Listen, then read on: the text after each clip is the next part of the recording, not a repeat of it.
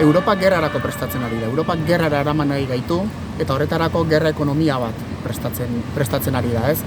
Ikusi dugu berriki nola Ursula von der Leyenek gobernatzen duen Europar Batasunak, sozialdemokraziarekin eta eskumuturarekin gobernatzen duen Europar Batasunak Rearm Europe izeneko programa bat aurkeztu duen.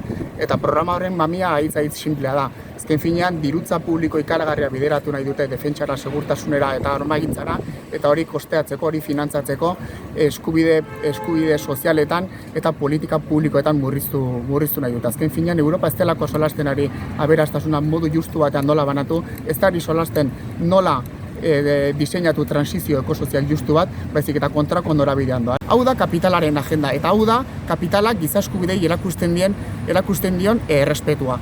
Horregatik gauza ezberdinak adierazi nahi ditugu gaurremendik. Alde batetik, beraleko sueten iraunkor bat exigitzen diogu Israeli. Eta bertzalde batetik, nazioarteko komunitateari eskatzen diogu, konponbide integral baterako mekanismoak ireki ditzan. Eta horretarako, Israelekin eta sionismoarekin dituen harreman politiko, kultural, sozial eta ekonomikoak bertan bera utzi behar dituzte. Eta azkeneko mezua helarazi nahi duguna. Paradigma berri bat behar dugu. Eta paradigma berri horrek bake kulturak eraiki behar dituz. Zertarako, gatazken konponbiderako elkarrizketa eta negoziazioa sustatzeko. Azken finean, elkartasunean, elkarbizitzan eta bakean oinarritutako mundu berri bat eraiki nahi dugulako. Zertarako, mundu horretan herri guztien eta pertsona guztien eskubideak errespetatuak izan daitezke.